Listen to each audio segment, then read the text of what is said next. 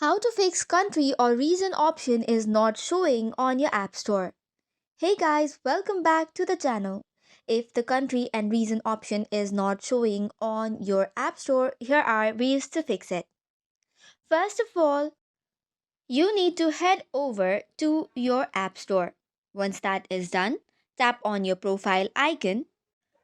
Then after you will see different options.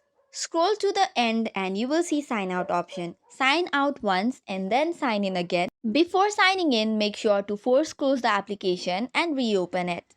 Now head back to your profile again and you will see different options.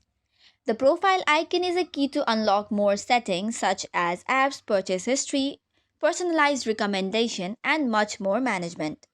However, if you cannot see the country or region option, here is what you should do.